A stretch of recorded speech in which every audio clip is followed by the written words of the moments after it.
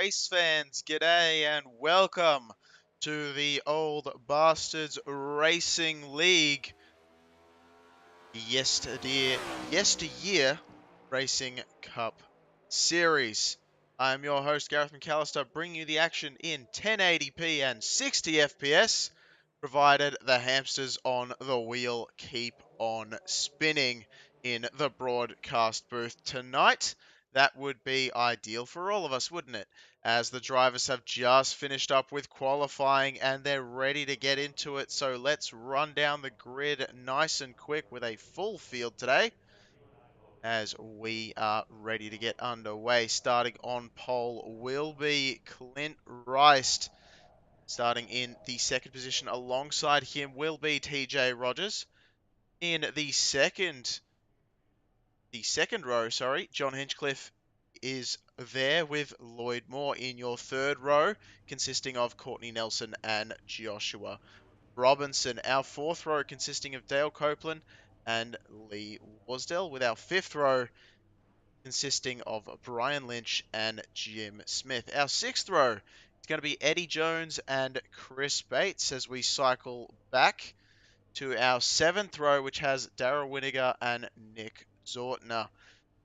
Our eighth row has Andy Thomas and Dan Hill, with our ninth row consisting of Brian Lindsay as well as Wayne Hufford. Our 10th row consisting of Tom Amacy and Joey Buscemi, with our 11th row having Gavin Adams and Jeff Lydon. Our 12th row, Dustin Martinson with Dakota Pischke down there as we continue to cycle it on back with our 13th row, Kermit Gentry Jr. and Alan Wanamaker starting alongside Tom Ogle and Michael Everhart in our 14th row. Our 15th row on the grid tonight, Jonathan Green with Victor Lane.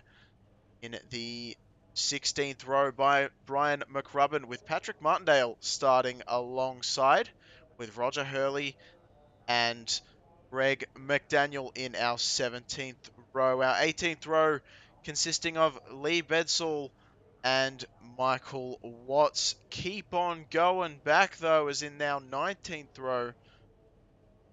I believe I've miscalculated that one. In our 18th row, oh no, that is 19th row, Clay Walker and James Waldo. In our 20th row, consisting of William Martin and Mark Fish, with Robert Garisco and Monty Hood rounding out our 42 cars in our full grid, and then Craig Minton bringing it home with the lone driver in that 43rd position. Hang on, we're not going green, not going as green. drivers sort out exactly where they are. Quite a few penalties to be dished out before tonight's event. So hopefully something that we will get sorted out. But that is your grid as we have run through it here for the YesterYear Racing Cup Series 1 mile here at Arizona. As we heard at the top of the show, 98% desert is Arizona. So I guess if you like sand, you know where to go. As we get ready once again. Just an extra lap to allow for drivers to get to the end of line if they have to serve that penalty. We've already got Pac-Man CT and Jeremy Mayo, as always, joining us up here in the spectator area. Thank you so much for joining in, as you so often do. Mayo letting us know, yes, qualifying was not kind to McDaniel or Ogle. Quite a few of these drivers, knowing that they have a penalty as well, did not perform incredibly well in qualifying, knowing that they'd have to start from the back of the pack. Not going green, not going green. And we've just been told we're not going green, but the pace car is down, so that's going to be a slightly interesting development as we continue to roll around. It doesn't look like anyone's getting ready to go green. So we'll take one more lap as we sort everyone out here tonight.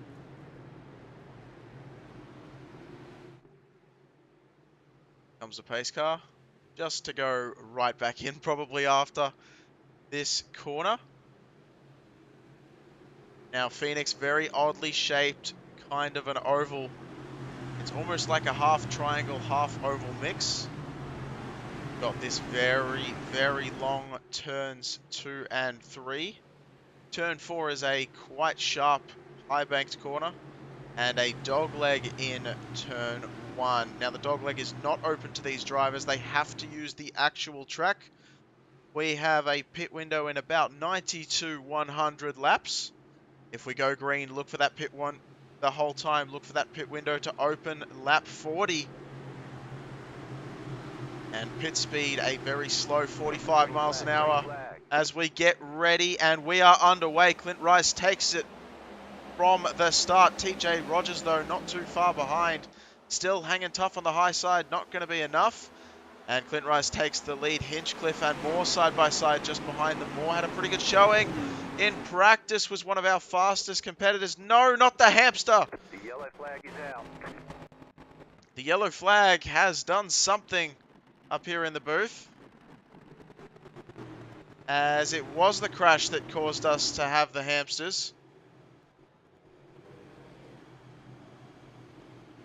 And it's almost interesting, as soon as we have a crash, everything goes wrong.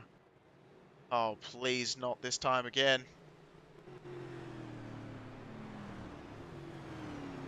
Looks all fairly sorted at the moment. Of course, I don't want to jinx anything, as we did have a crash further back in the field. Let's try and take a look at it.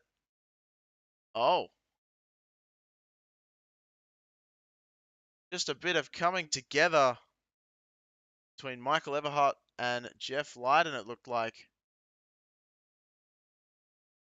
And quite figuring things out as of yet.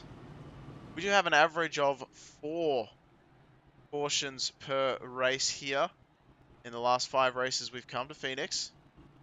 And those hamsters are really working overtime.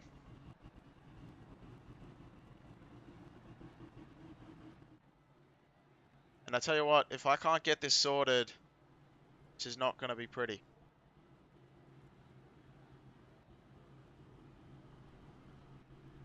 Alright, we'll try and sort this out once again. And hopefully this really stops itself. I hope, yeah. We'll try to be back.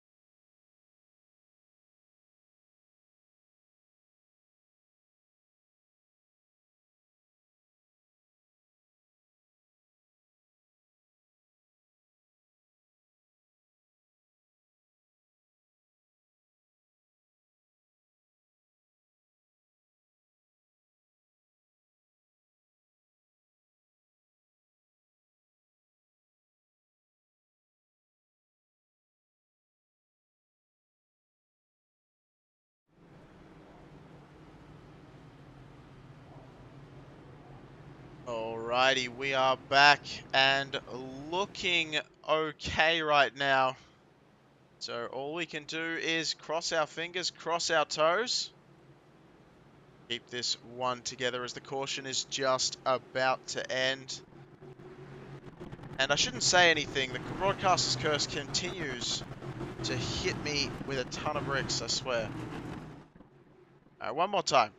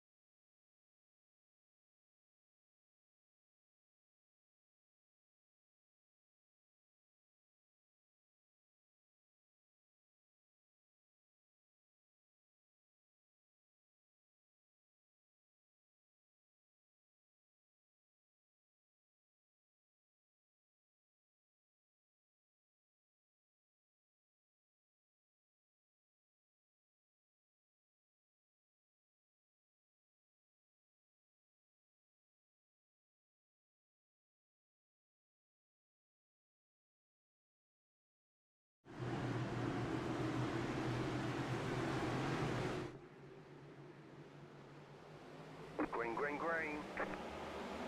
Alrighty, we apologize for the wait as we did a very hard factory reset here, and we are hoping that everything stays calm. We were just under caution as we've just come back to racing for the action, racing in the event.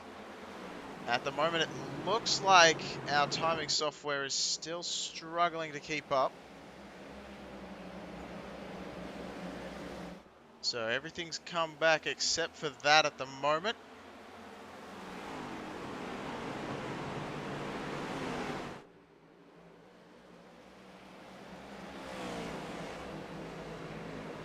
As we're going to try and figure that one out for you as quick as we can. But the important thing is Clint Rice is leading the charge at the moment.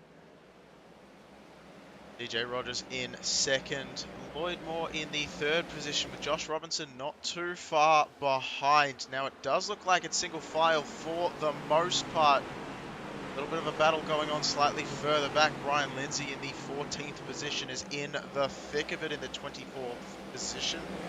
Sorry, in the 14th position in the 24 car.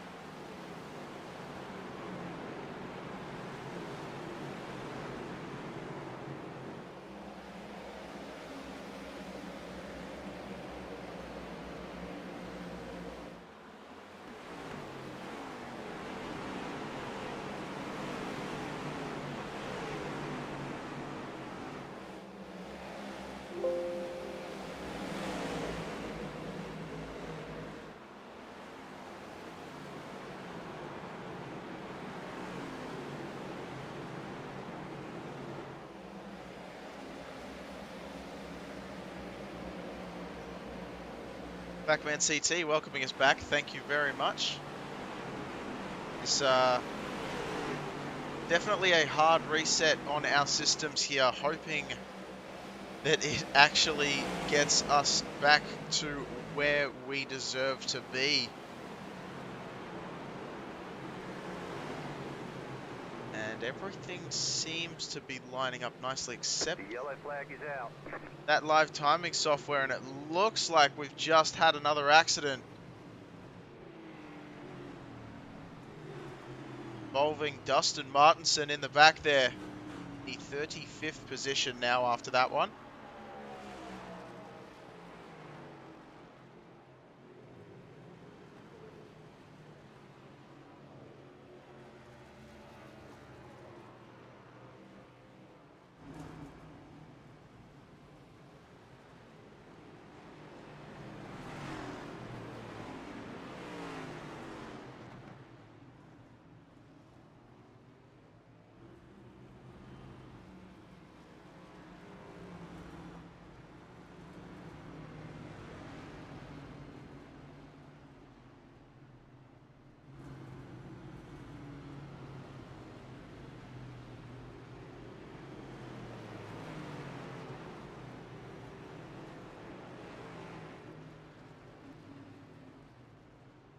Come on, work with me.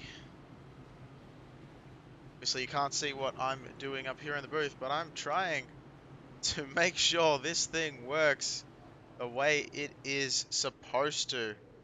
So I can give you the action in the way that you're supposed to be receiving it. See if this changes up things.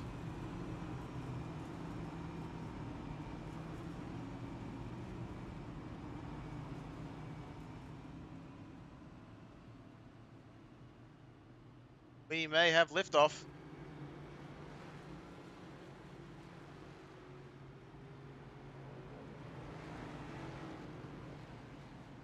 As we're looking pretty solid for the moment. Look at that. All right, we are so happy that we are back, and it looks like in pretty good condition. Take a quick look and see if we can go back. I'm risking it all here. Let's see if we can go back and take a look at what happened to Dustin Martinson. As it looks like they were heading 3 wide, which is always a bit of a risky maneuver. No, there was a back out, and there wasn't so much of a back out anymore. As, yep, little bit of contact there, I believe. That might have been... Was that Lee Bedsall? Or no, was that... Interesting. Not sure exactly who that was. Let's try and go back to it again. It was Monty Hood that got involved in that one. So just entering far too low into turn 2 and drifting up the racetrack. And unfortunately, the 19 was there. So Monty Hood, one of our 3 or triple digit drivers coming out tonight, learning the ways of the Old Bastards Racing League. And unfortunately, just getting involved with a little bit of an incident with Dustin Buntinson there. Speaking of, let's shout out the triple number drivers, Lee Bedsall and Craig Minton as well. Neither of which look like they are actually on track at the moment. Monty Hood is the last of those 3 triple number drivers who is now looking at hairy legs, apparently. Let's let's go back to looking at the cars as we need to have a talk with that cameraman. He might be doing some interesting stuff as Clint Rice and TJ Rogers are going to lead us off one more time. Green flag, green flag. It's certainly not our first caution of the night. Disregard that as we had to reset our timing software, but we are underway once again. And it looks like Rogers may be taking the lead on that high side line. No, not quite, as Rice manages to go right to the bottom of the racetrack, and Moore takes advantage. What is happening there? It looks like Darrell Winniger went for a little bit of a bobble, not bringing out a caution so far, and I think we're going to stay green. But what exactly happened there? That seemed like he just got absolutely shunted. Whether it was a cause of his own undoing or someone else's. Darrell Winniger losing a lot of spots just then.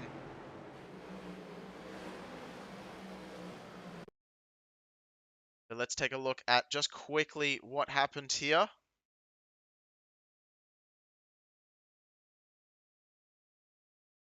Yep.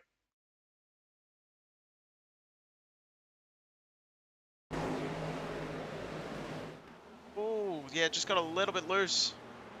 It looked like may have had a slight bit of contact. Couldn't see all that well, but we don't want to miss too much action. And we're going to keep it rolling here as Dan Hill is in the 10th position now. Trying to hold off Brian Lintz and Jim Smith, as well as fighting against Chris Bates just ahead.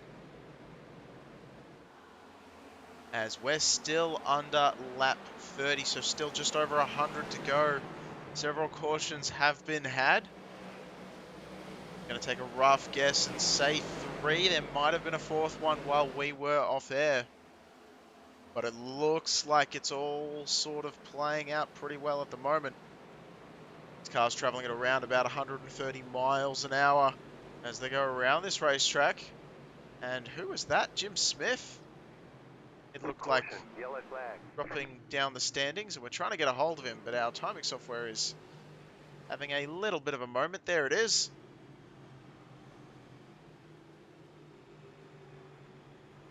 So that raises questions as to what happened to him. So we'll take a quick look. Seem to be all replays at the moment. So Jim Smith. We've also got reported that Clay Walker was involved as well. Clay Walker in the 2 just behind. And ooh, almost makes me think it has to be Netcode because I didn't really see any contact there. Let's back that one up. Take another look at that one.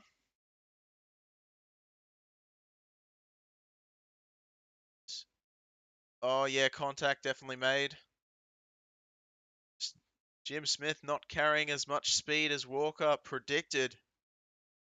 I think Walker may have got into just a tad bit by Lynch behind as well. Sorry, Brian Lindsay. So round she goes.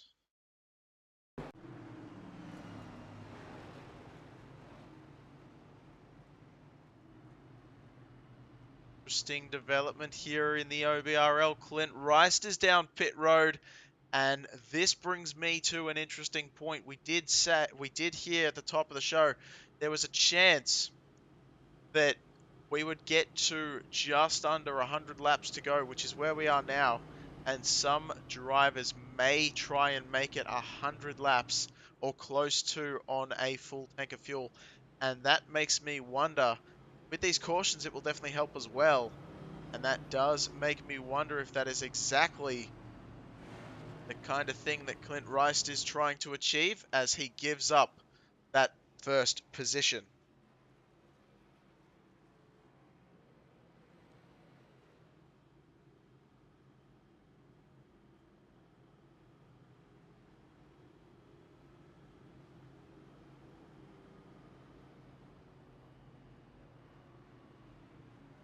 So welcome back to the broadcast. If you were here earlier on, we apologize for what was happening up here in the booth as we tried to get everything sorted for you. It looks like we're running quite smoothly at the moment. So let's try and keep that ball rolling, so to speak, as we have fed our hamsters some carrots laced with a little bit of extra performance enhancer. And hopefully they will be spinning that wheel much, much quicker. Getting our net sorted out.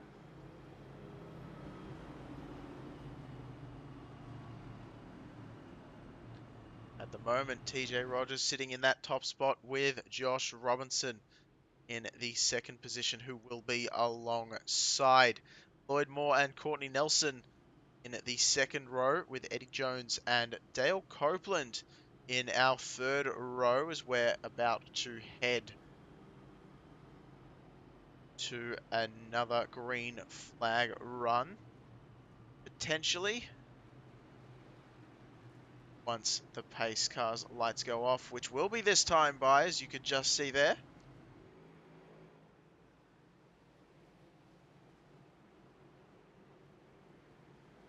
And we apologize for whatever that was on the right-hand side of the screen. That was... I did not tell the live timing software to do that. So we're just gonna roll with it at this point and pretend like it was nothing. As the pace car does the very hard turn down pit road. Still a fairly long time these cars have to maintain pit speed before we get taking a green flag, as it's a very strange pit road. The exit is actually before the start finish line. Close that gap up, Lloyd Moore. Green, green, green. There you go. We are under green conditions, so Rogers leads the pack. And Robinson is going to be too far back to do anything into turn 2. And also have Lloyd Moore on his inside, so Moore's going to try and take that spot away. So hard to fight in turns 2 and 3 on that high side line, but Robinson looks like he's made it work. Dives down to the inside, cuts off Lloyd Moore, who's still sitting in third, but here comes Courtney Nelson round the hindside, making it work. What a fantastic piece of racing that was. And making that one stick.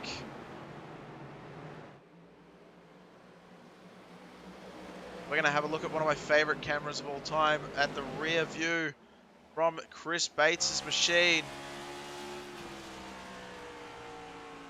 And you can just see the cars fan out every which way. The yellow flag is out. As the yellow has come out once again.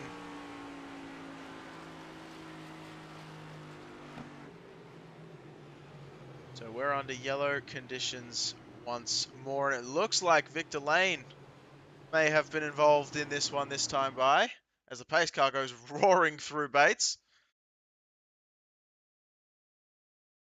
Victor Lane, it looks like, I believe that's going to be Winiger on the inside line.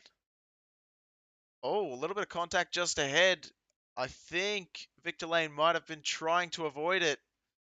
And just absolute carnage as he smacks that inside wall.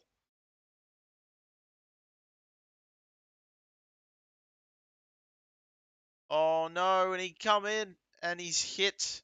I believe that's Patrick Martindale that got clobbered in that one. And he's missing a front bumper. So that's, look, as far as what just happened there's not much you can do. That safer barrier on the inside, really bumping cars. It looks like iRacing gods have granted Patrick Martindale with a new front bumper, but it is still a bit damaged. Take a look one more time at this because I want to just take a quick and see who it was that was involved in that initial slight bit of contact in front there. So that's not going to do us any favors, as that may have actually been, was that Wayne Hufford? Just in front? No, Wayne Hufford's too far in front.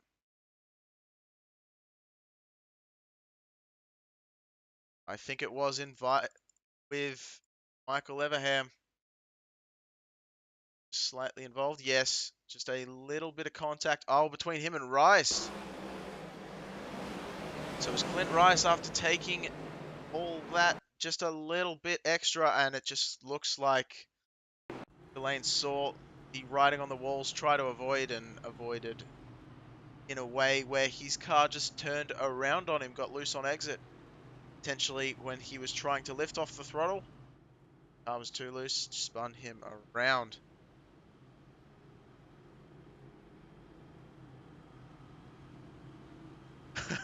Jeremy Mayo joking with us up here in the booth, as well as Pac-Man CT, as always. Fantastic two people. Really just a good embodiment of the Old Bastards Racing League in its entirety.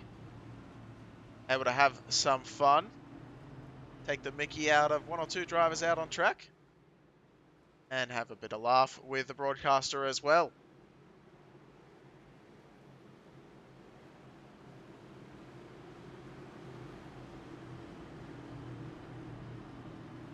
So Rogers still leads the way with Joshua Robinson in row 1, with row 2 consisting of Nelson and Moore, and row 3 with Eddie Jones and Dale Copeland.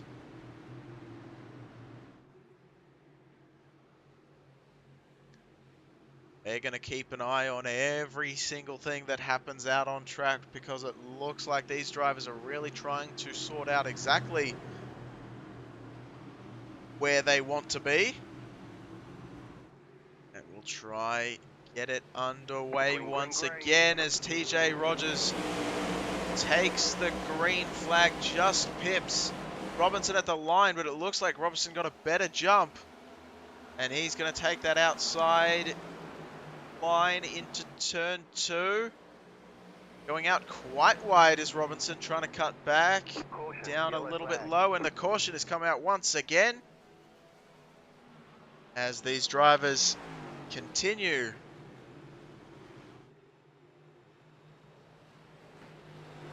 to find out exactly where they can run on this one.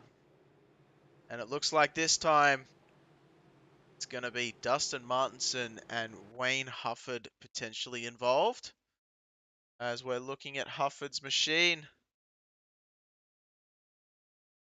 the Magpie machine. It looks like was a little bit slow for the 4, and the 4 just plows through. I believe the 4 is actually Dakota.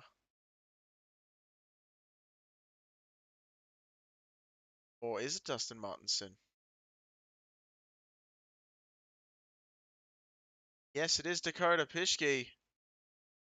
So he just missed his, I guess, misjudged how fast the 75 was going.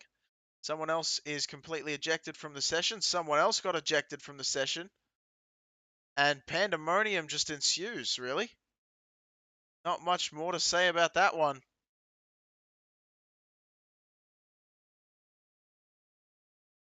As it looks like there were a few drivers involved.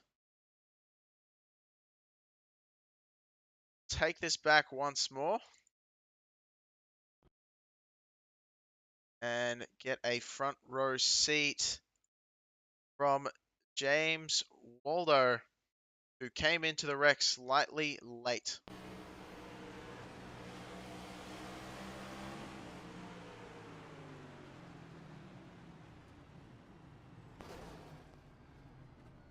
Just trying to check up and just ran out of runway.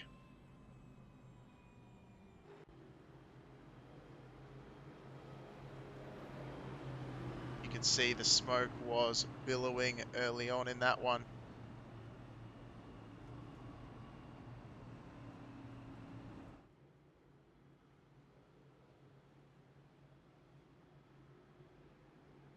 Mayo asking if it sounded like Wayne missed a shift. Well, asking ye shall receive. As we'll take a look at it one more time, this time on board. And yeah, look at that. Look at the RPM meter. All the way up there. That car was screaming at him. And that's caused that. And that is a horrifying thing to witness. All those machines coming at you as you're facing the wrong direction. But yes, Wayne Hufford definitely missed the shift. Jeremy Mayo always coming into question whether I'm doing as great a job as I can be doing up here in the booth. So thank you once again, Jeremy Mayo, for doing that for me. Dustin Martinson letting us know that he is out of the race with a 12 limit incident, as he has a 12 incidents. I should just say that rather than trying to beat around the bush, as we have 9 incidents of a limit here in the Old Bastards Racing League. YesterYear Racing Cup Series, and it just looks like those 9 incidents were reached by a few of these machines. Single file restarts are the name of the game. Slightly surprised we didn't see this until just now, but oh well. Let's see if we can clean it on up for you up here.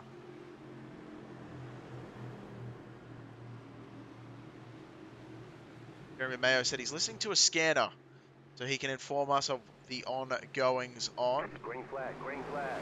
So cheers for that one. We'll be looking for you for some advice maybe in the future, as Josh Robinson takes the lead pretty significantly, gets a nice jump ahead of Rogers with Nelson right in tow. Tiny bit of a gap opened up to Moore in the 4th position as well. It looks like we've already got battles happening slightly further back. Robert Garisco with Brian Lindsay, and it looked like someone went for a little bit of a crazy ride further back in the pack. I believe it might have been Joey Buscemi, but that was looking pretty crazy, as McDaniel now to the inside of Brian Lindsay. Lindsay far too high on the racetrack, and Rice is going to try and take advantage as well.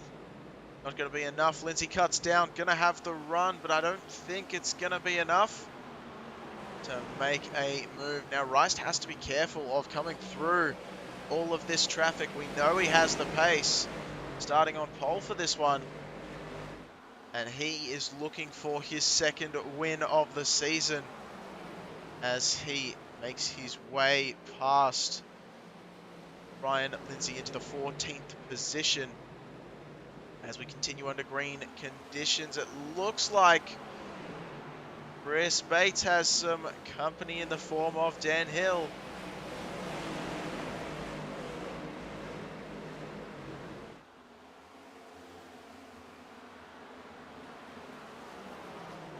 Hill not too far behind at the moment. Quite a few battles happening on track. It looks like it's mainly single file though, as Dan Hill's trying to find some way around Bates' 81 machine. And it looks like single file for the most part, just slightly further back. Clint Rice trying to make another move, and here comes a caution once again to spoil the party.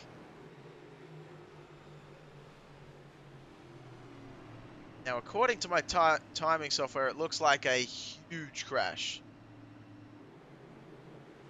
We're not sure of just how many people were involved. Hopefully not as much as what the broadcast booth is telling us.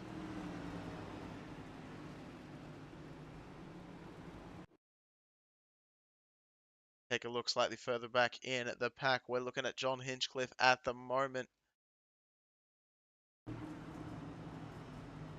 And no, that's under caution already.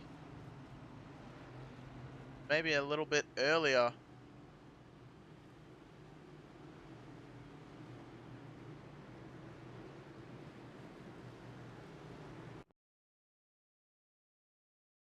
Here's a Brian Lynch. That's also under caution.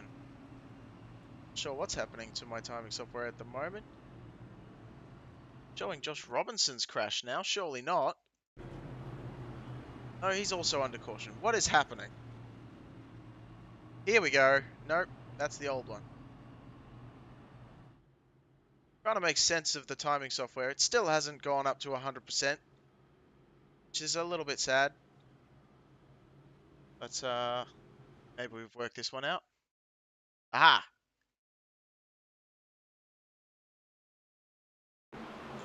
So this was Clay Walker and Kermit Gentry Jr. I think that was just purely two cars occupying the same exact space. Whoa, and around she goes. That was the newcomer. I believe that was our Monty Hood. And it was just coming in there, wanting to give a smoke show to the crowd. As, yes, looks like just a little bit of contact there between Gentry Jr. and Clay Walker. Now, the two of those machines were trying to occupy the same space. I'm not sure any particular blame can be placed. There may be, there may not be, but Clay Walker sent it in maybe a little bit too deep. Remember, Gentry Jr. maybe came down a lane a little bit too late. Just one of those racing deals. Unfortunately, will be scrutinized, I'm sure, a lot harder by fellow competitors, as we have been under caution quite a number of times at this point. Remembering that even though it says 5th caution, we're a few cautions behind, so had definitely a few out on track as of this moment. But right now, we have Josh Robinson still leading the way with Eddie Jones, Dale Copeland in the 3rd position with Lee Worsdale, and Chris Bates and Dan Hill rounding out our 3rd row, our top 3 rows here tonight so far. Some more pit strategy games being played, I'm sure. As it looks like Clint Rice came down once again, so he's back in 30th.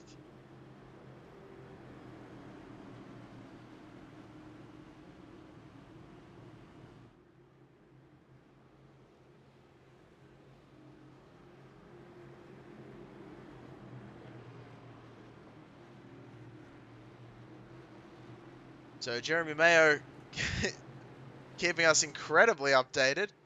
A whole bunch of info. But yeah, also letting us know that there is just something about this track that brings out the yellows, and that is, I just believe that it's such an awkward sort of a track. You know, I mean, there's so many elements to it. It doesn't bode Green flag. too well for side-by-side racing either.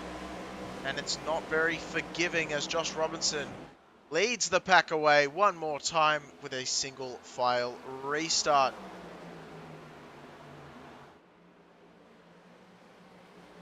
It looks like Eddie Jones is keeping well in tow though with Dale Copeland. Little bit of a gap to Lee Warsdale in the 4th position. Maybe just a little bit slow to get that power down. And it looks like for 11th, John Hinchcliffe is going to take that spot away from Roger Hurley.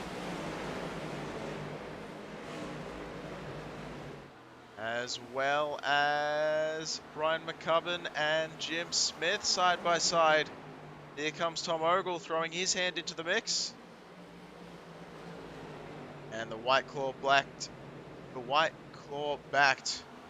Wow, talk about getting stuck on that one. 11 Machine has made his way up into the 14th position. Biggest mover of the race so far. Robert Crisco Garisco up 32 positions into the 9th spot. Caution, yellow flag. And the caution once again rears its ugly head. And webbing showed it's a Courtney Nelson who might have been involved.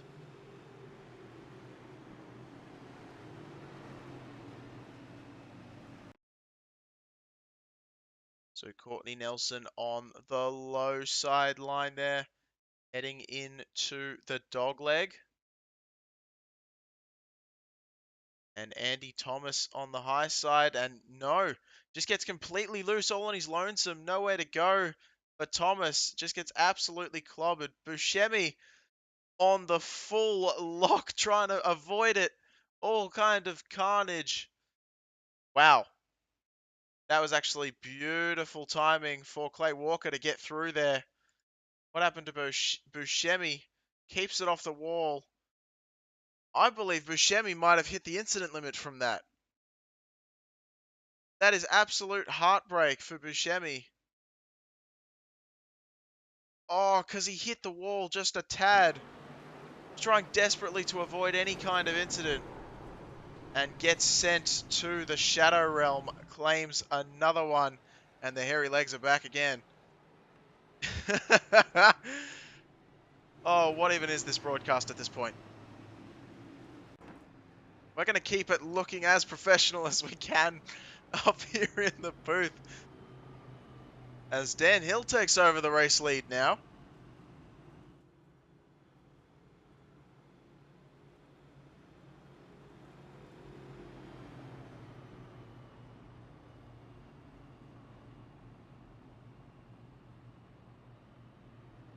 Being told Lloyd threaded his way through. We did see Lloyd's More Machine. Now, he did look like he was very slow, which is a good thing, of course. Coming to that accident, he was slowing down as quickly as possible to make that one work. Try and get a replay of how he was able to do so.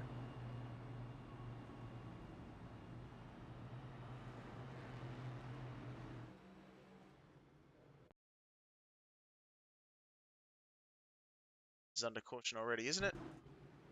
Yes, it is. Come on, work with me.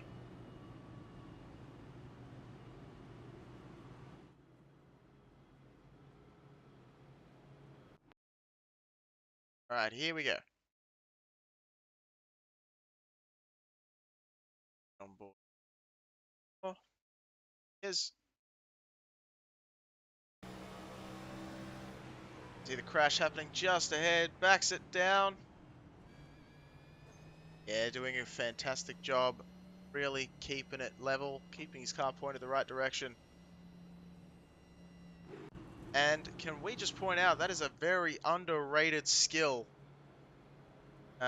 Maybe I'm outing myself as a terrible driver when I say this, but it seems like a very high-level skill in order to slow a NASCAR down as quickly as possible without locking up those front tires, as they certainly want to do so. And if you lock up tires any racing driver will tell you, they completely grip up and they just slide. You actually get much less braking of locking up both the fronts than you do when you're just backing down. And if you lock up the rears, well, you better hold on for dear life, as that thing will want to go topsy-turvy on you. But Dan Hill at the moment out front. Greg McDaniel in the second spot. John Hinchcliffe in third. Jim Smith and Tom Ogle rounding out our top five.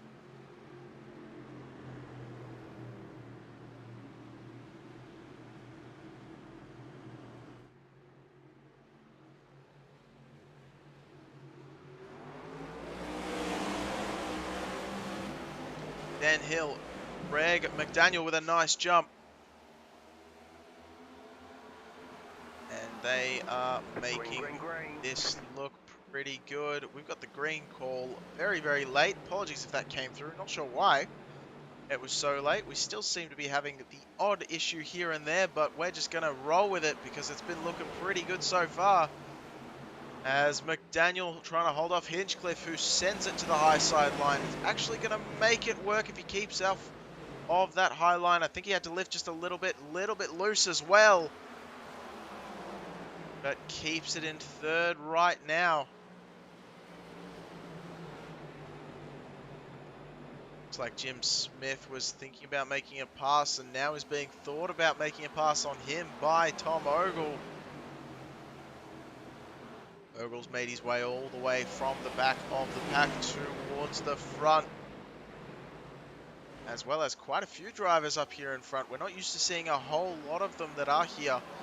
Maybe a few top 10s for some here and there, but not in the top spot, so it's great to see. Dan Hill still leading the way. His top five making their own presence felt. As Lloyd Moore is about 7/10ths back in the 6th position.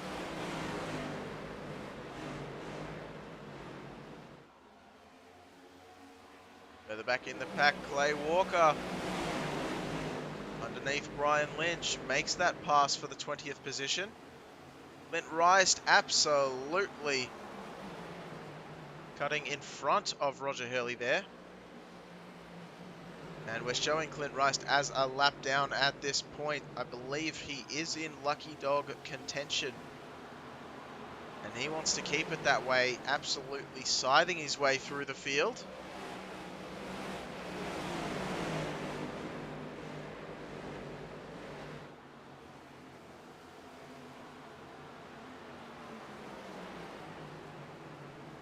As Garisco is just in front of Clay Walker, going well wide. Not sure if that's the preferred line or not, because here comes Clay Walker with a whole head of steam. And the two go side by side into the final corner. It looks like Briscoe's going to have to give that place up and does so. And Rice is going to go through as well. Some of these drivers preferring to enter a little bit higher into turn 2. But that white line you can see there on the bottom of the track, as it looks like Ogle's going to make a move around the high side of Hinchcliffe. Makes it work for the 3rd place spot. But yes, just as we were saying, the yellow line indicating the edge of the track for these drivers. And penalizations being enforced if you go below that yellow line. I'm assuming if you dip a tire here and there, no one's really going to bat an eye, but if you use it for advantage, you best be offering up some chocolates and condolences or something. As there goes Tom Ogle, sending it to the inside line, making it sick, and he is feeling like a dream right now underneath him. As Greg McDaniel had to give up that spot, and he's on the hunt for Dan Hill 4/10ths ahead of him. Nick Ortner with Lloyd Moore side by side.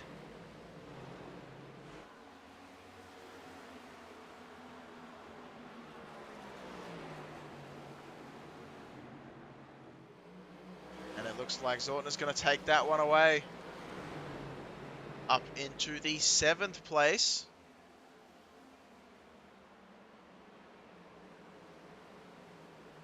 Josh Robinson sitting in 17th now. I believe that is on pit strategy. Too busy looking at replays and all different angles to focus too much on pit strategy, but it looks like Robinson has taken that spot away from Patrick Martindale for the 16th position.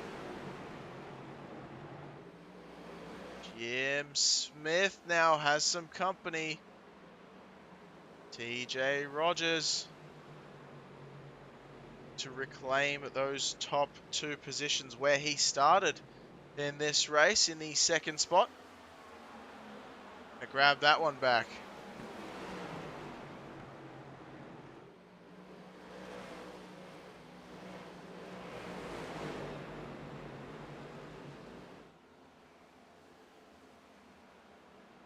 Now it's Nick Zortner's turn. Enters a little higher, exits a little lower, granting him a little bit more exit speed. And will he make that pass? He's not going to throw the nose down the inside like we thought he might. We might try the high side line though. Jim Smith crests up the racetrack just a little bit too much though, I think, to block any potential move that Zortner was going to make on that high side line. Now Zortner to the low side. Smith has to see him there. The two are side by side for the moment. Zortner's going to make this one work though. And does. All of a sudden, through multiple cautions, fuel is not seemingly an issue unless you have stayed out past our final caution. Now, from what we can see here, Tom Ogle last pitted on lap 37. Dan Hill and Greg McDaniel have not pitted at all according to our software. Now, of course, keeping in mind that we have not had our software really working for the first 30 or so laps, so they definitely could have pitted in that time. But it has been a little while since then. Our first one since lap 50 is TJ Rogers, sitting in that top 5 spot.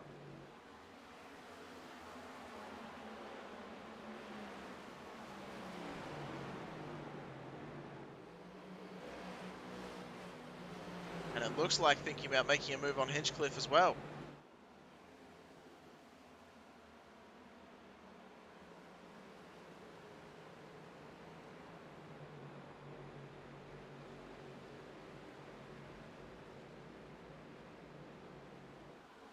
So pretty much every driver on the field right now, barring maybe Dan Hill and Greg McDaniel, should be able to make it to the rest of this race with 0 fuel needed, as the laps have rapidly wound down.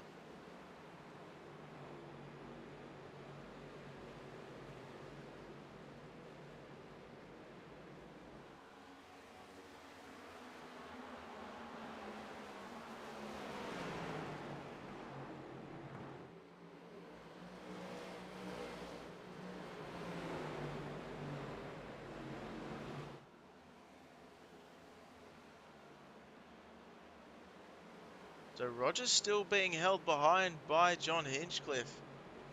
Now that 8 machine has shown quite a bit of pace in different races as we have gone throughout the season. So don't look at him to just bend over backwards for Rogers. And really, this is not what Rogers wants to see either, as that is holding him up. And he was looking to make his way towards the front as quickly as possible. And here we go. Commentator asks, and it shall be given. And there you go. Perfect example of what I was talking about. Hinchcliffe holds firm on that high side line. And Rogers just did not have enough space to make any sort of a move.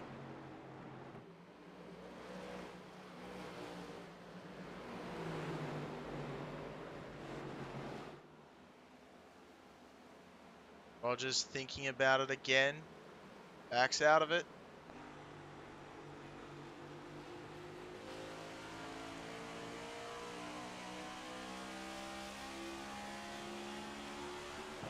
So this is the view from just on that front splitter.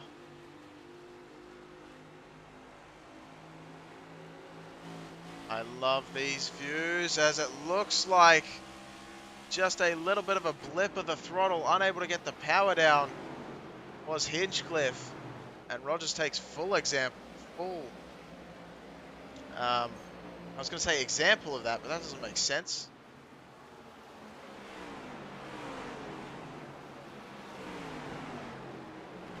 Just takes the spot away. Let's go with that, as my mind continues to try and make sense of what was going on. As Mark Fish is currently sitting 31 positions up from where he began this race. Different paint scheme this season from seasons past, and you know what? I'm actually really enjoying it. I think it looks great. Nice and vivid, as he is currently sitting in the 9th position, but he does have Dale Copeland just trying to figure something out to his inside, as a lot of these drivers are starting to catch up to Jim Smith, and that makes me wonder if tyre strategy is starting to come into play. Is Jim Smith hasn't pit since lap 31. A lot of these other drivers around pitted lap 51 to 58 in those two cautions. So that makes me wonder again. Something has happened there, and Tom Ogle is leading this race. Now, I'm not sure if we saw the pass. We may have missed it, actually, between Tom Ogle and Dan Hill. But you can bet your bottom dollar that he is happy to be out in front, and with a second advantage at that. I believe 1.3.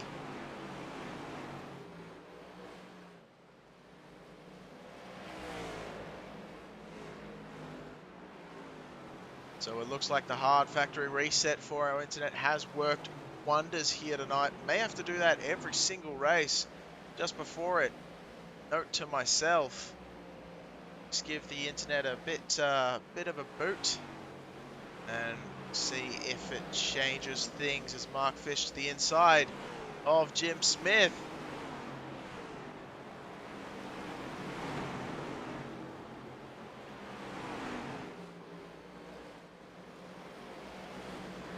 And makes that pass.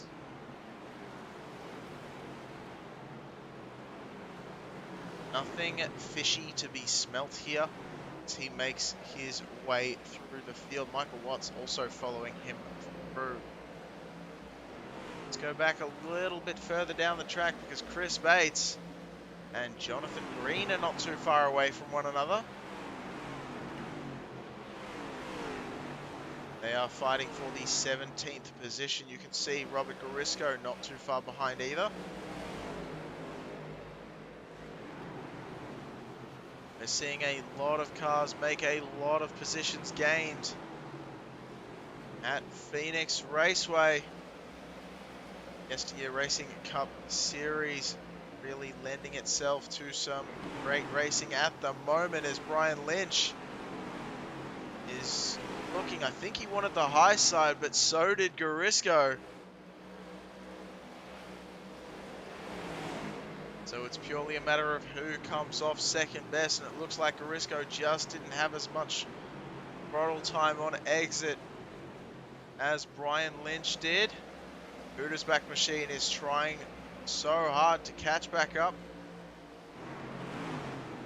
and it looks like he's going to be able to in the next couple of laps. I think he's just feeling Garisco out at this point, trying to decide where to strike, and this may be the move right here, way down the racetrack, trying to get as much speed as possible down the back straight. Not going to be enough though still, as Garisco holds on to it. Battle developing slightly further up the track. Lloyd Moore and Eddie Jones. Oh, a little bit of contact potentially, as Eddie Jones was way up the racetrack, but Lloyd Moore just drifted up into him, trying to get something done. Squeezes Josh Robinson on that outside line. And Robinson, I'm sure, is not going to be too happy about that one. Ducks to the inside, and he is gone. Wanting nothing involved in that one, and Moore again just almost crunching down on Fish, who goes below that yellow line. I'm sure the steward's going to be looking at that one, determining what's going on there, but more at the moment. The car started to be in his favor, but as this track has evolved and changed over time, it has run away from him and his pit crew. And it just looks like he has been struggling for grip so far.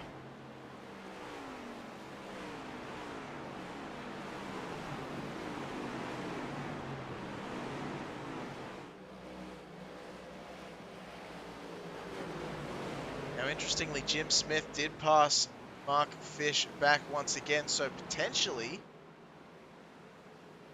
saving some tires, as he does have one of the oldest of the bunch, and maybe making a move now on Kermit Gentry Jr., who I believe is a lap down according to our timing software.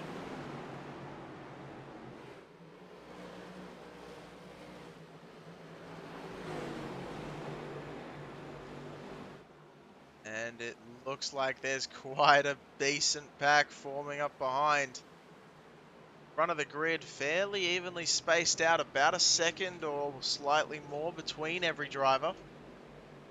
And all the battles happening from 7th on back, as Dale Copeland finds Michael Watts right in his rearview mirror.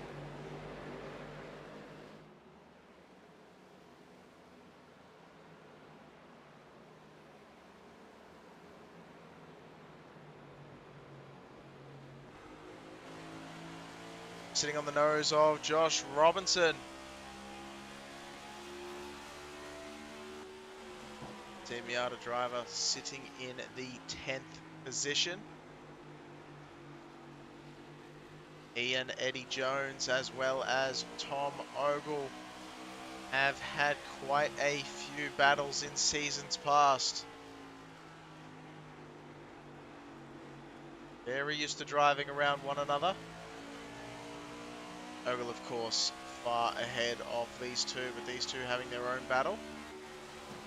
Mike Watts, also a driver that's been around for quite some time, just ahead. And Robinson a little bit higher up the racetrack, maybe thinking of something else that he can do to try and make that pass. And thought about sending it to the inside line, had to check up quite significantly. It looks like Jones is going to stay ahead for the moment. Ooh, I thought Jones was thinking about sending it 3 wide there. Underneath Watts. And the 102 machine of Monty Hood. Monty still trying to get to grips with this machine, the 102 driver. Couldn't have picked a harder racetrack to make one of the early goings in this series, as Phoenix is proving time and time again. Here comes Clint Rice. He's trying to get a lap back the hard way around the outside, as well as Brian Lindsay looks like is coming down pit road.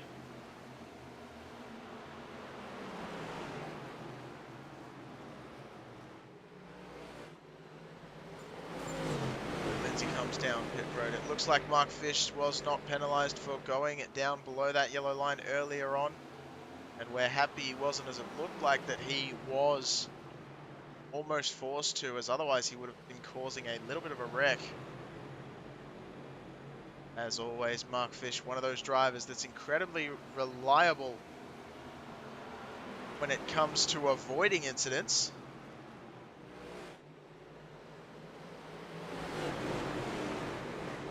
In the 42 machine, just ahead of Jim Smith. Now we're currently looking at Lloyd Moore, who has Clint Rice right behind him, sitting in the 14th position is where Lloyd Moore is right now, still trying to make his way past Jim Smith, as we've passed 100 laps completed. I'm not sure how many under caution at this point, but it would be a few. –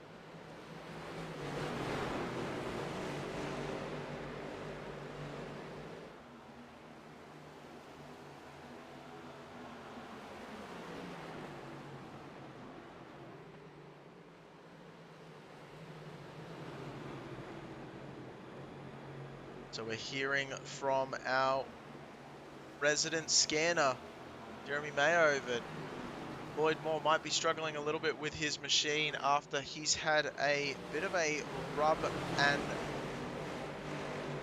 a bit of a rub in his racing moment, I guess, best way to describe it, with Dale Copeland. And we are thinking that his tyres may still be struggling ever so slightly. And while I don't think that iRacing simulates a cut of the tyre as of this point, it definitely does seem to be affecting, especially when those fenders get crumpled. I do believe I notice a difference when I'm in the car. Not that I'm in the car very often, though, as these drivers will put me in my place. Don't let me make you wonder about that, as there's a reason I'm sitting up here and not sitting in the car with these guys.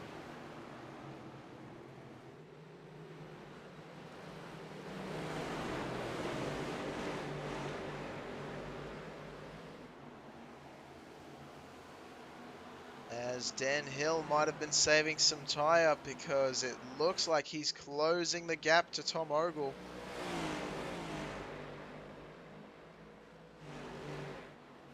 And I wonder if this is a perfect strategy for Dan Hill. If he has enough fuel to make it to the end, and he's been saving his tyres.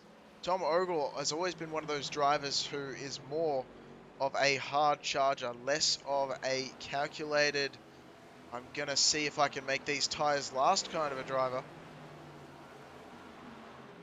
That is reserved more for his teammate, Josh Robinson, but it seems like Dan Hill may be in that category as well, as he is slowly but surely edging into that gap just ahead, down to half a second now.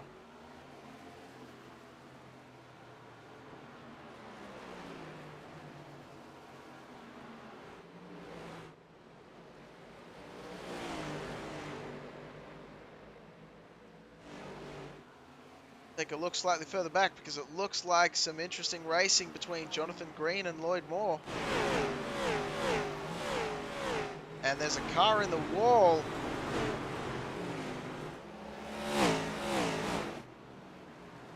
Who was that in the wall just then? It was Clint Rice. So gone from being a lap down, we didn't exactly see how or why. And it looks like he's missing a front bumper entirely.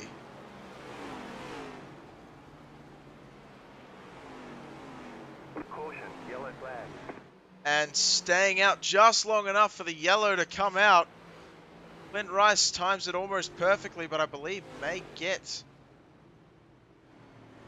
an interesting development, because I think if he stayed out there, he would have been able to hold a lap, but because he's come down pit road just as the caution came out, I think he might be penalized a little bit more for that one. But that caution involving Courtney Nelson. Nelson was one of those drivers running very, very well here. Had a little bit of an up and down moment, but it seemed like he was just starting to get a little bit more of a rhythm. And from what I'm seeing here, it looks like the car might have just stepped out on him. No, what is happening just in front? Ryan Lindsay with an incident and nowhere to go at all. Bang. So, makes me wonder, to be honest with you, if they should move, if they should redesign Phoenix. I know they did it not too long ago, but let's do it again and change where that inside wall is, because that seems to be the most favorable spot to end up putting your car at the moment. As let's take a look at what happened to Ryan Lindsay to cause that. Was it just a bit of a solo incident? Was it involving the 102 machine of Monty Hood?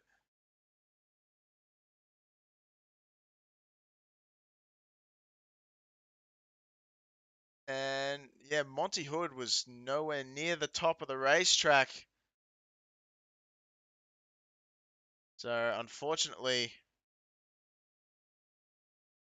nowhere to go. Brian Lindsay, sorry, obviously thought they had a bit more room to play with. And I think Monty Hood got sent to the Shadow Realm. Chalk another one off for the upside down.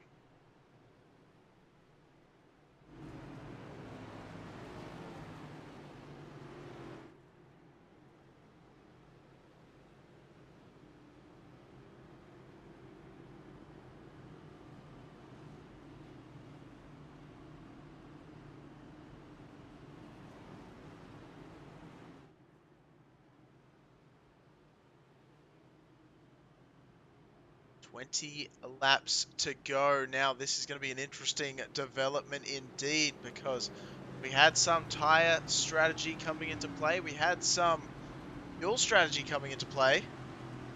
But that has all been thrown out the window.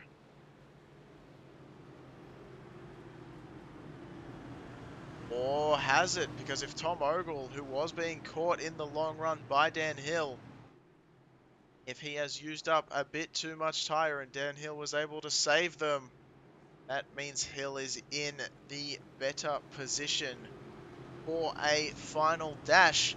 At the same time as saying that Ogle is a more aggressive driver in a good way, we should stress, when it comes to short run speed. I believe Tom Ogle may have Dan Hill pipped. So it will be very interesting if the tyres, if that strategy comes into play. See if we can, since we've got the caution come out and we just saw what caused it, see if we can take a look at what happened. Christ, to make him hit the wall earlier on.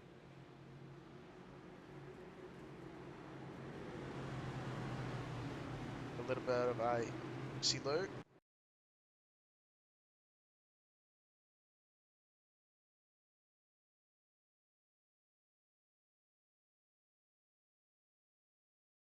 Alright, he's already starting to turn away at that point.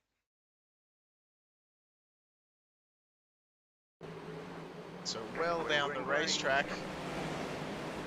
And yeah, just a little bit loose all on his lonesome. Keeps it against the wall. And we are back to green. That was a very short yellow flag, as Tom Ogle was getting a good jump out front, but Dan Hill says no.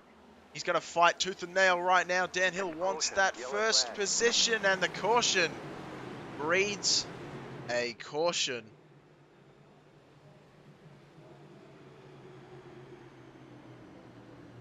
This time, we are showing Gavin Adams involved in this one.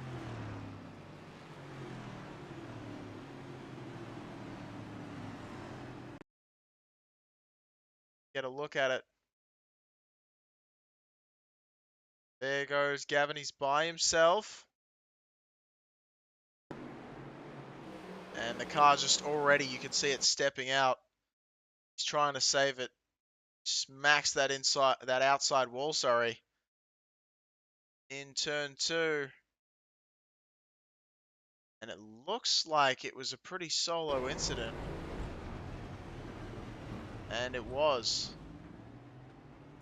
But unfortunately still sitting on the racing line.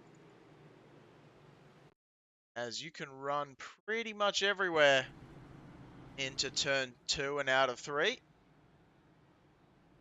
Sitting on the racetrack is a surefire way to get that yellow thrown out by Barney, who probably has the biggest biceps of all time at this point. As I may be showing my very limited knowledge of flag waving there, because I'm not sure if it uses biceps or more of a shoulder or forearm kind of an action. But either way, I'm sure he'd have very big arms after this one.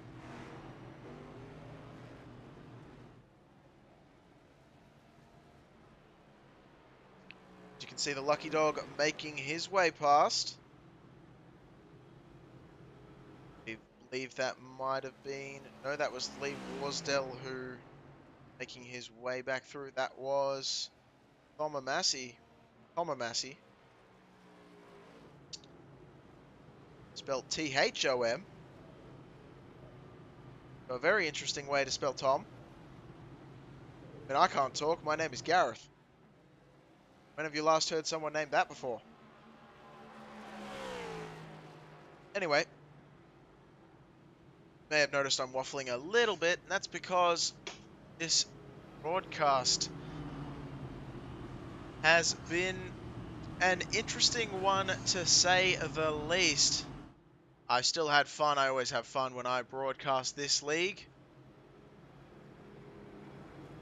And it must be said, on behalf of the Old Bastards Racing League, that more often than not, the Old Bastards have a very clean racing series. Something about Phoenix really brings out the worst in drivers. Say the worst, I mean the worst amount of skill, and I don't know why. It's something to do with the way the track is. And it's also an odd one because it's almost like it seems to close up on you, this track.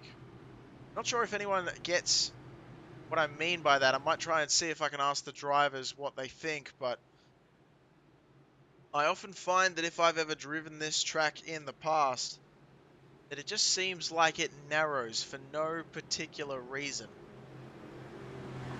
Whether it just be the way the track is shaped or something else that I can't put my finger on, I'm not sure, but we're going to go single file, which is going to help Tom Ogle for sure out front. We want to see the end of this one. Dan Hill, Greg McDaniel. Joshua Robinson is up into the 4th position with Rogers in the 5th spot. Nick Zortner, Dale Copeland, John Hinchcliffe, Mark Fish, and Jim Smith rounding out our top 10. Single file restart typically makes it smoother. Green flag, green flag. We'll see how this one goes. Tom Ogle leading the charge. Dan Hill was able to put the power down a little better, it looks like.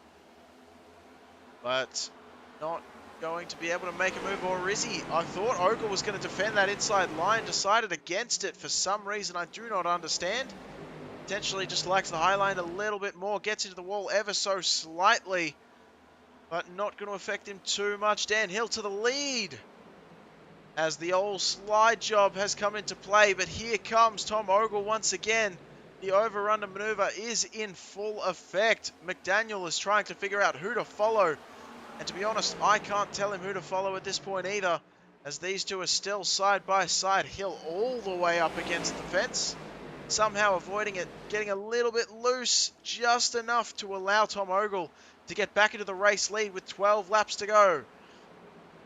Hill, it looks like, is carrying a little bit more speed on the entry to the corner, but that is compromising his exit speed as Ogle is able to go to a little bit of a gap, just 3/10, and I'm not sure who that was on the infield, but it looked like it might have been a Mark Fish.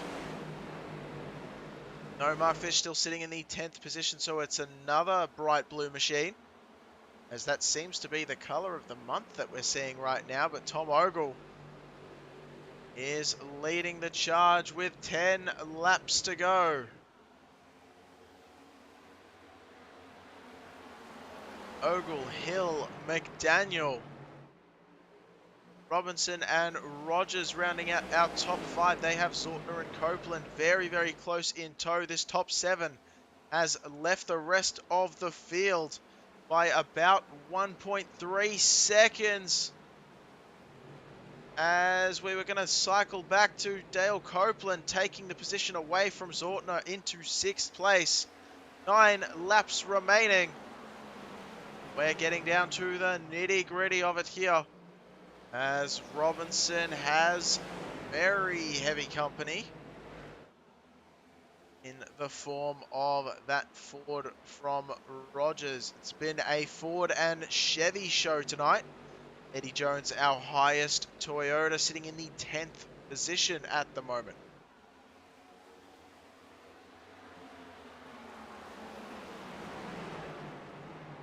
Must admit, I'm not sure what the reason is, but it looks like whether it's the paint schemes or the cars in question, but the design looks a lot better this season as opposed to last season, and I'm not exactly sure why, as I said. But these cars looking very, very nice and slick. That being said, Ogle is still leading the charge.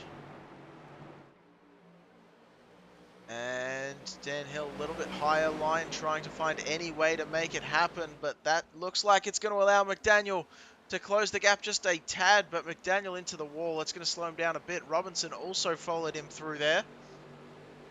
So both those drivers slowing down ever so slightly as these drivers continue to go through the pack. It looks like ninth place has changed hands. Eddie Jones around Jonathan Green. So that pass has definitely been made, as the White Claw machine is leading the charge. All these drivers looking for their first wins up until 4th position, where Josh Robinson currently sits. Now, Tom Ogle has an average finish here of 4.58, so he is no stranger to sitting up front. Dan Hill has an average finish of 11th, so he will be very, very happy to see this one. If he could just make it to the top spot.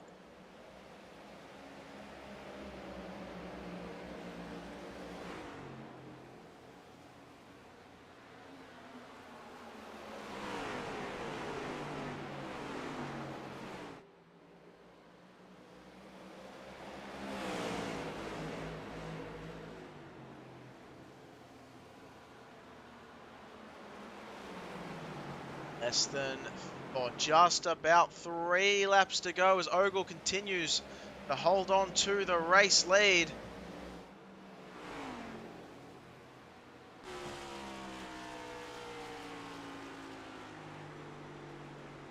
Big send by McDaniel underneath Hill. It's not going to be enough.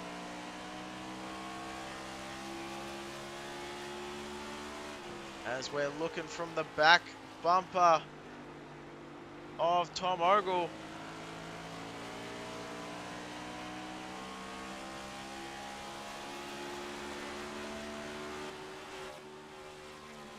Now from the front of Robinson. I wonder if Robinson's going to have anything for these drivers in front. Very, very close quarters so far.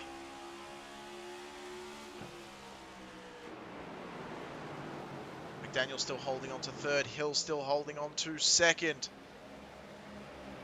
The white flag is finally out. Here we go. One more time around. Dan Hill has to throw everything except the kitchen sink at Tom Ogle to make this one work. I'm not sure it's going to be enough, though. Ogle holds the inside line. Very nicely done. Lap traffic in front is not going to come into play. And making it to the final turn. It was very, very close for Dan Hill, but Tom Ogle is going to take the race win. His first of the series. Dan Hill in 2nd. Greg McDaniel in the 3rd position. A nice solid couple runs of green flag racing.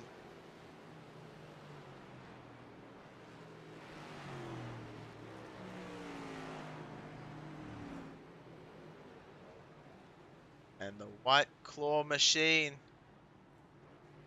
is going to park it just in front of the start-finish line.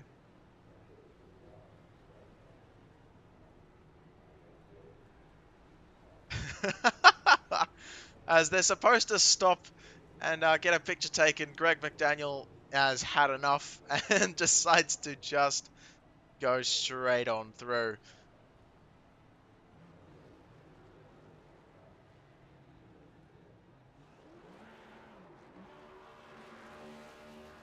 And as we get the good old burn it down from Tom Ogle, we'll take a quick look at the results. So Ogle in the 1st position, Hill in 2nd, Greg McDaniel in third. Robinson in fourth. Rogers in fifth. Dale Copeland in the sixth position with Zortner in seventh. John Hinchcliffe in eighth. Eddie Jones in ninth. And Jonathan Green in the 10th position. We'll let this ladder, I guess, or the grid results wind down as we prepare for driver interviews. Don't go anywhere. We'll be hearing from the top three in just a moment.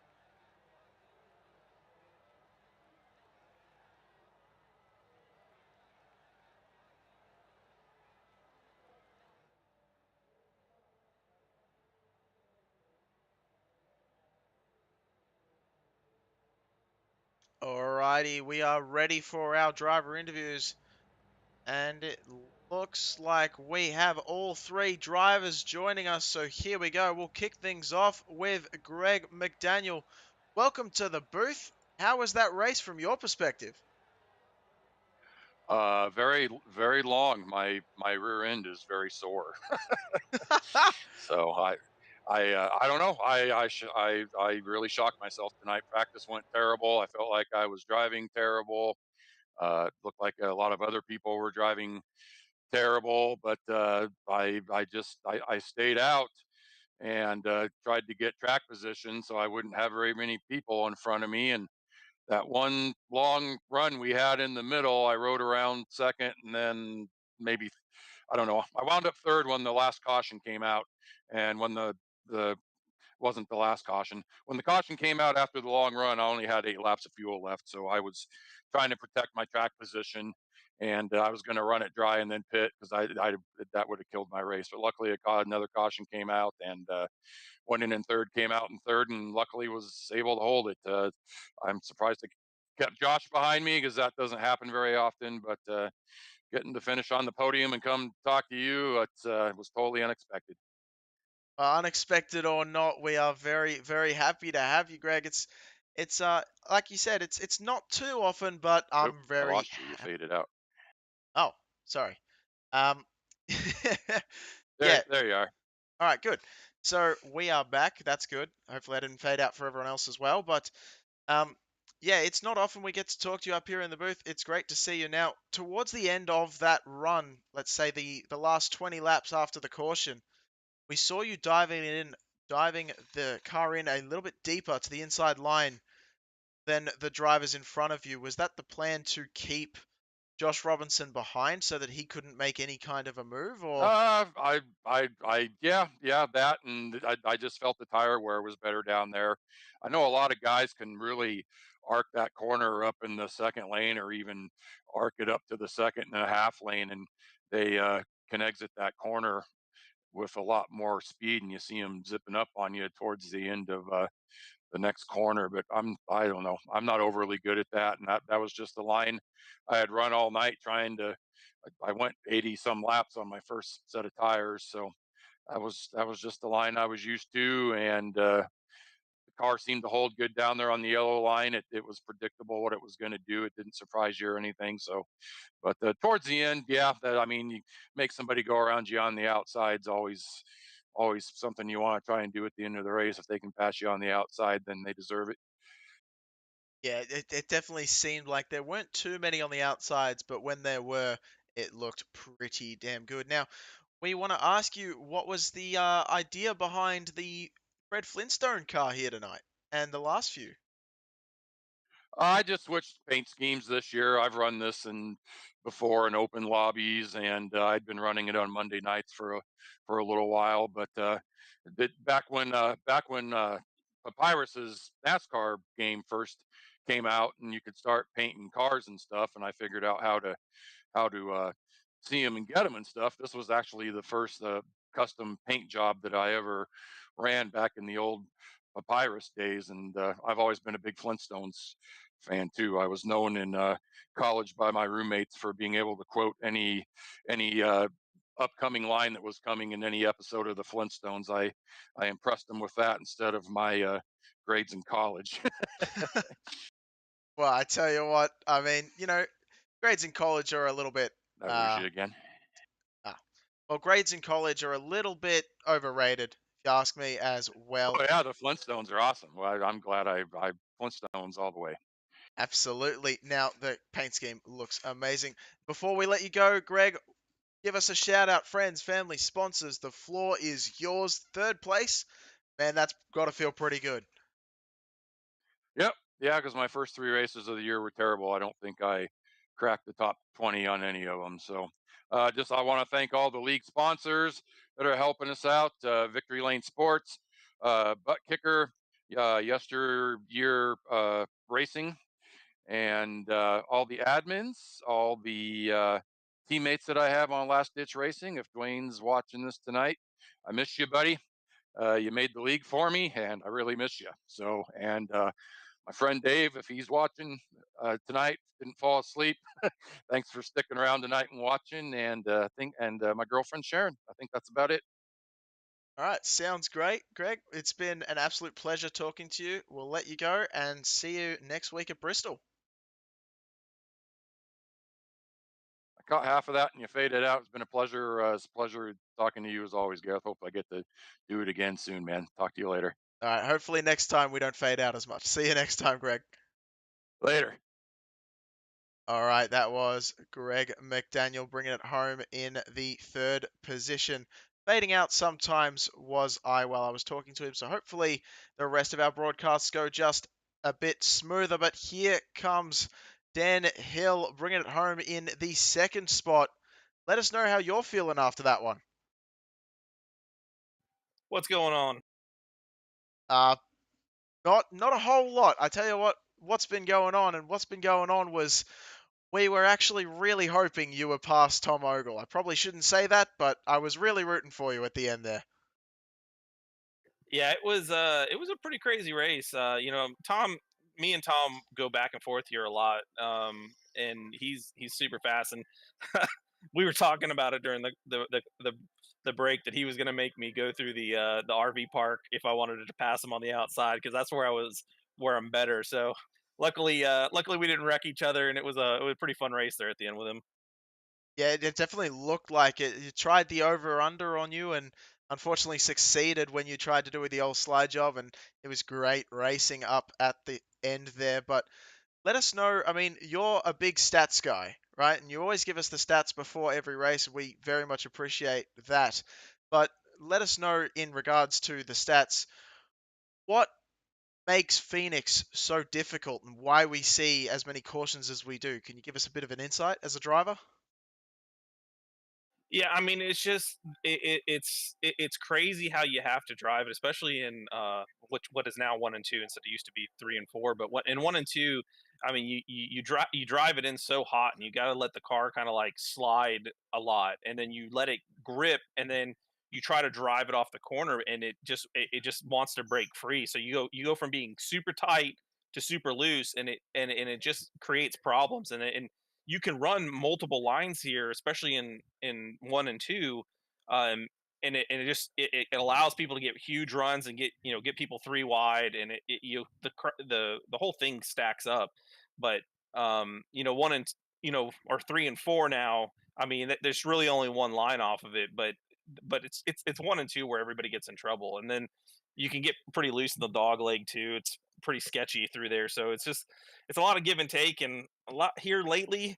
A lot of people haven't been given and taken, and you can kind of see how that kind of came out tonight.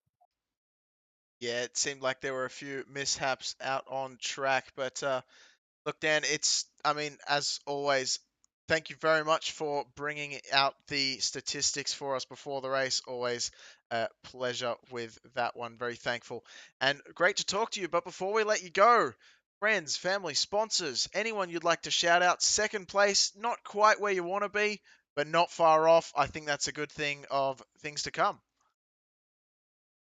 Yeah, buddy. I just want to give a shout out to my wife today. She actually helped me set my rig back up. I was been having problems with my VR, and she actually was helping me get my triples set back up. So shout out to her. I wouldn't have been racing today if it wasn't for her. And shout out to my teammates Tom and Josh and Mark and John and all of them. They're all we all work really hard together to make ourselves better. So it's a good time, and yep. And I thank you to you for everything you do as well. You do an outstanding job in the booth, man. Oh, thank you very much, Dan. We appreciate it. Now, I was going to let you go at this point, but you brought up something that I just want to quickly touch on when you were talking about the triple monitors versus VR.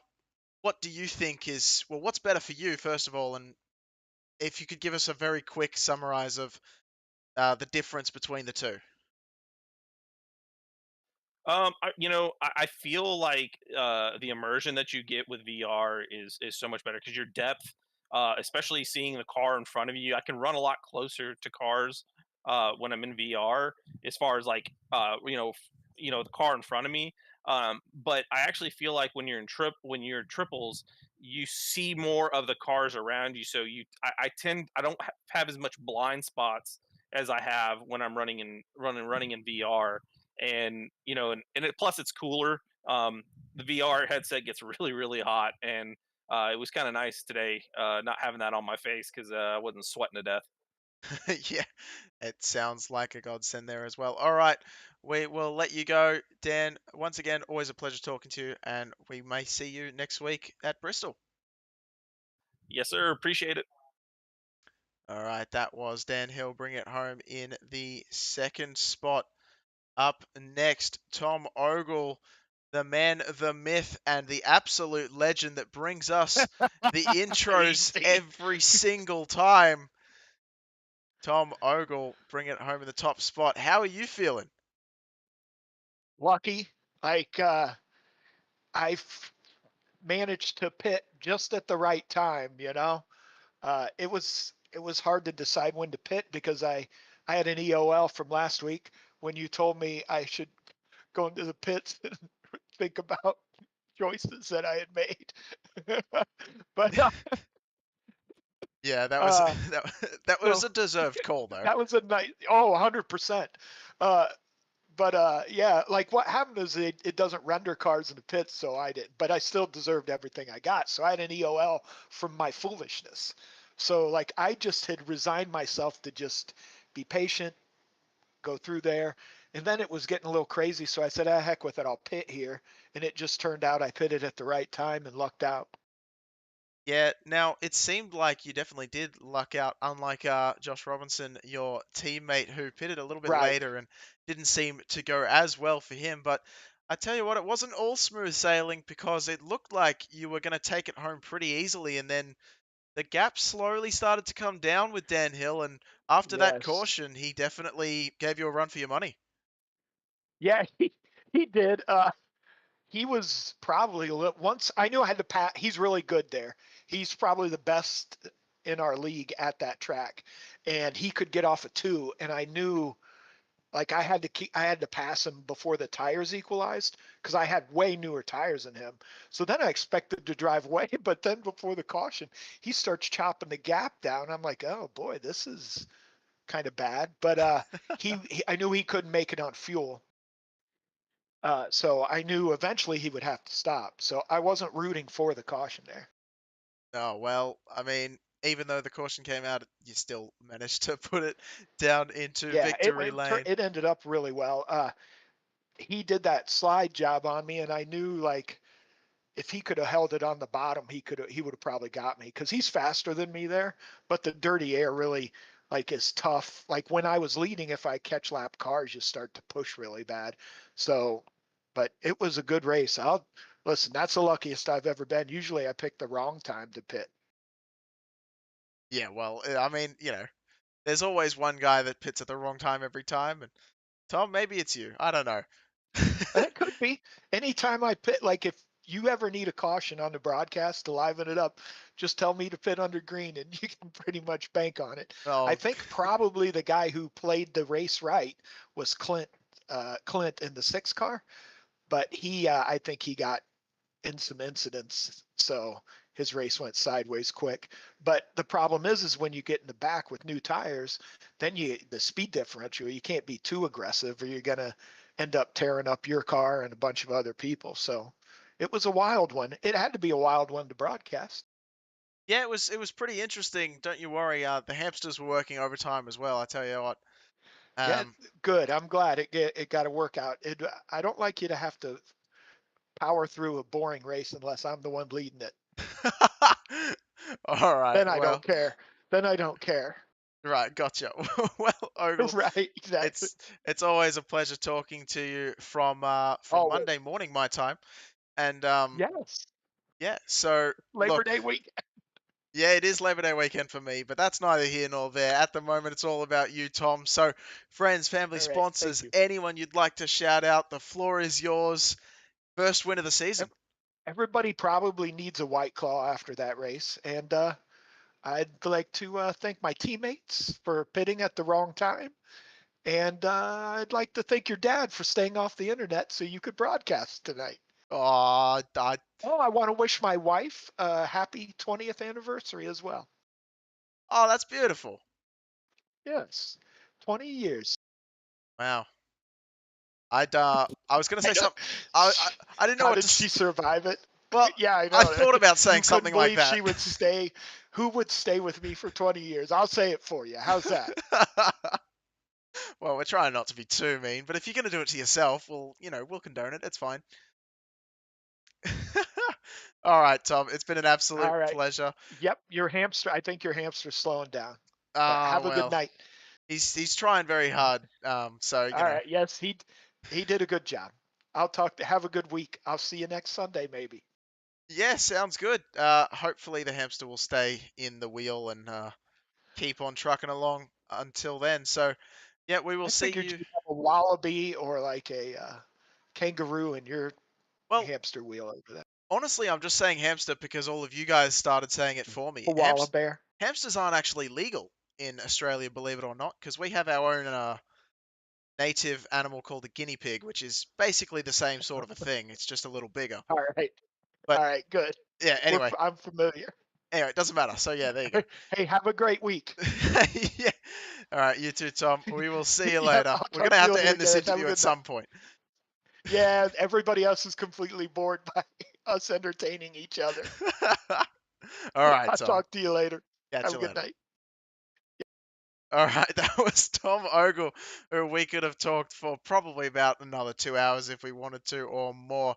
On behalf of the Old Bastards Racing League and Yesteryear Racing Cup Series, YesterYearRacing.com, Butt Kicker, Victory Lane Sports, and Top Flight Computers. We'd like to thank you very much for tuning in and bearing with our internet this time as well as races past. Hopefully, we could bring you the action as well as you would prefer. And hopefully next week it's a little bit better from us once again. See you later. See you same time, same place next week. Take care.